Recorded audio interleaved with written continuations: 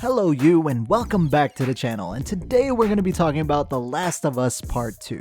The Last of Us Part 2 to video games is like what Amy Schumer is to comedy. It's not quite E.T. levels of bad, but at the same time I wouldn't pay to see it. And today we're going to be talking about the media coverage around this game, because it's really starting to reach the same level that it has with movies, and it's to be expected because all of these like woke SJW outlets are kind of drinking the same Kool-Aid, you know what I mean? They're stuck in the same echo chamber on Twitter. But what I mean by it's reaching the same level as it is in movies is whenever I look at Rotten Tomatoes, if it has a low critic score, like if the critics absolutely hate the movie, I'm like, man, that must be a good movie. Like, remember when the Dave Chappelle special came out? On Rotten Tomatoes, it had a critic score of 35% while it had a 99% user score rating with over 40,000 user ratings. And this contrast that exists between critics and users is the exact same thing that is happening with The Last of Us 2 on Metacritic, which even after allegedly not allowing people to post negative reviews anymore,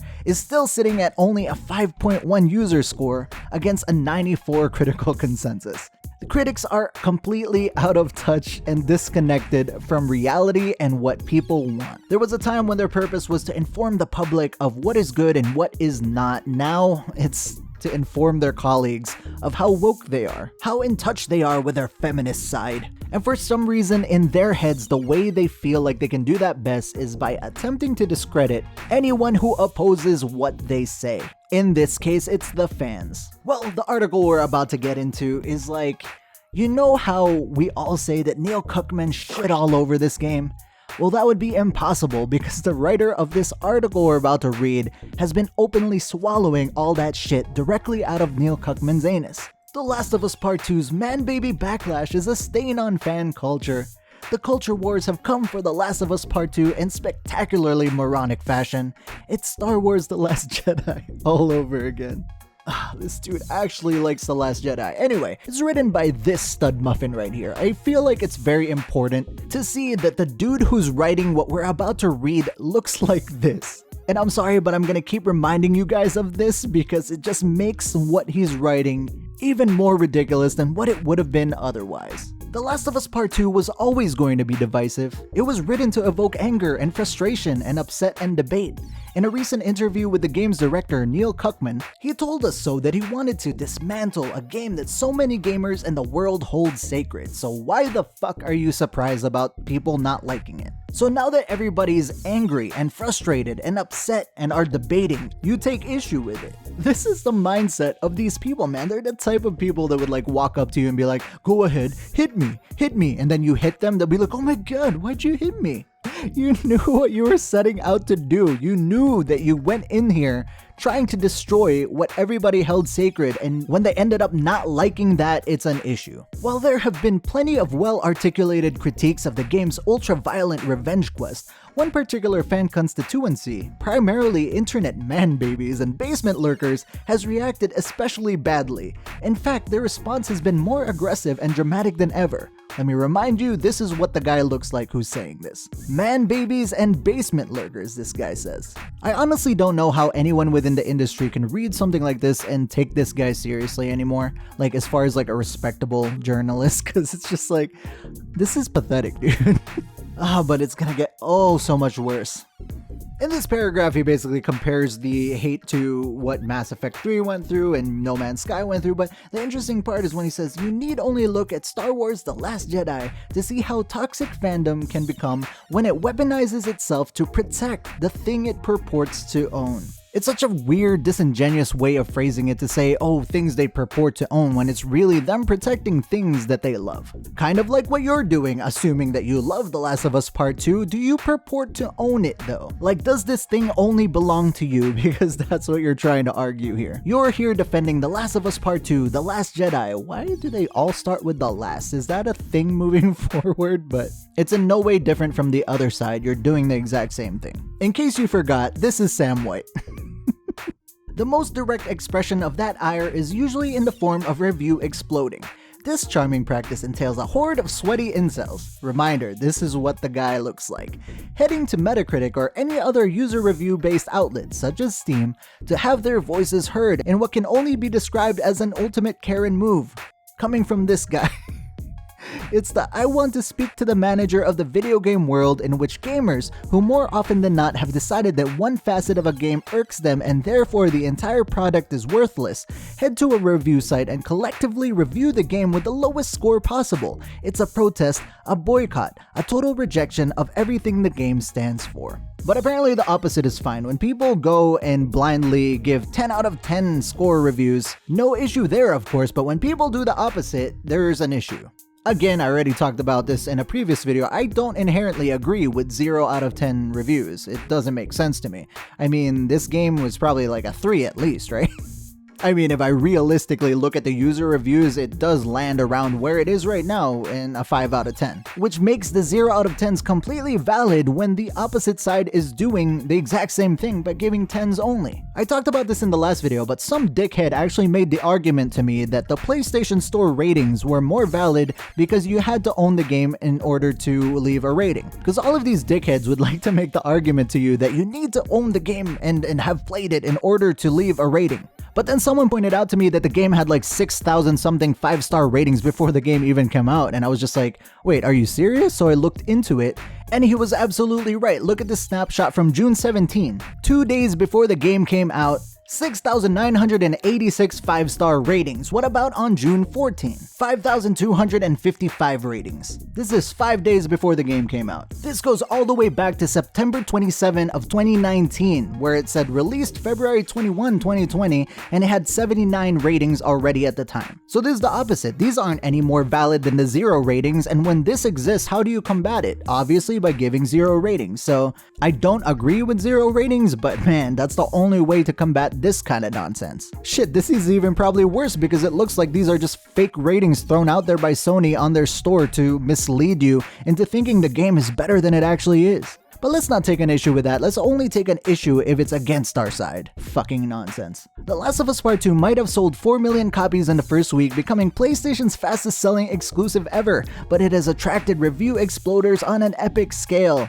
The anger has come about because, spoiler alert, Naughty Dog dared to kill off the protagonist of the first game, not to mention have the gall to represent women.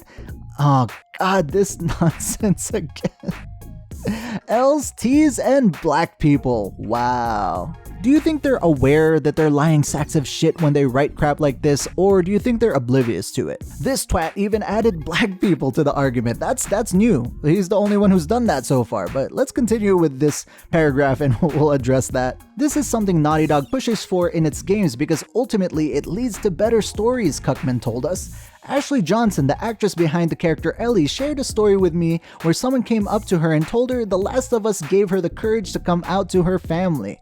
It's amazing that story was able to do that. Those stories are inspiring to say, look, when we tell varied stories, they can have a real impact and effect on people. Most people do not give a flying fuck that Ellie was a las. Boo. You could have had her make out with every single female in the video game and nobody would have cared if you told a good story. The vast majority of people who do not like the game do not care about the representation aspects of the video game. And like in the previous video that I made where I showed AngryJoe's take on the video game, it's not that you killed Joel, it's how you did it. And if you don't understand that, you're ignorant or slow. Looking at this dude and reading this article, it's quite possible that he's both. And the alarming part is I've read so many of these user reviews and not once did I hear anybody mention anything about black people. Is there something you would like to admit to, Sam? Are you projecting or something? Because I've never heard this argument, except from you. A subsection of the game world seems to despise this. They're angry that there is a T character claiming that mayhem people have no place in a post-apocalyptic world because hormone treatment wouldn't be available. I mean, would it be? I'm just kidding. Talk about bad faith. Call it what it is, T-phobic. Plain and simple. They're also angry that a woman like Abby, the game's secret second protagonist, even exists in a video game. Gym fit and androgynous, she does not match their idea of what a woman should be. Gamers have channeled that dislike into bizarre rumor mongering, such as altering clips and creating memes that suggest Neil Druckmann concocted a bow chicka wow wow scene so he himself could star in it with the game's lead actresses. Talk about bad faith, exactly. Your arguments are all bad faith. Are you serious? He actually puts talk about bad faith in an article where he's taking the minority and projecting it as the majority opinion of people that don't like the game. Not once has he mentioned the major gripe everybody has with the game, which is the story. Talk about bad faith, fucking clown. Review explodes on Steam or Metacritic or wherever are more often than not written by people who have clearly not played the game in question, and that is a lie as well. My god. How disingenuous can you be in an article? This is the cake. This is the piece de resistance of how to lie in an article. You need only look at the Metacritic page for part 2 to see that. This game has a critical aggregate of 94, which indicates acclaim from a bunch of SJW clowns. This is from 110 official magazines, websites, and newspapers that cannot be trusted anymore, not for a long time. It includes perfect scores from the likes of The Guardian, The Washington Post. It's funny because these two specifically are the ones that I cited when I was mocking the outlets that have given it 100, except he's claiming them as, look at these outlets, you know, they're such reputable sources of information. IGN. Game Informer and more. My god, bruv. A swath of specialists and mainstream press have lauded the game for its narrative direction and technological achievements. Sure, there are some mixed and unscored reviews there too, but the prevailing critical consensus, oh my god, it's Paul Tassie's boyfriend over here, is overwhelmingly positive. Then you can look at the user score, 4.8 out of 10. Exactly. That is the clearest indicator that you do not represent what the masses want. I'm not gonna finish this article, it's just complete and utter garbage, just like the video game. Coming from somebody who clearly looked at a mirror in order to channel a lot of the insults he levied towards the fan base. If you look like this, do not be calling people incels, bruv. It just does not compute. Anybody outside looking in with objective reasoning can read an article like this and just be like, this is complete nonsense. Which is why I don't understand why they think that writing crap like this makes a good case for the game. It really doesn't. When the people defending the game cannot bring up the actual reasons people don't like the game and counter those points because their arguments really hold no water, which is why they have to claim bigotry, oh, and everybody are phobes. Because they're clearly just not smart enough to have anything otherwise. I mean, look at this guy. But leave a comment down below about what you think, smash that like button, and subscribe with all notifications on so I can see you in the next video. Thank you very much for watching, and I will see you there.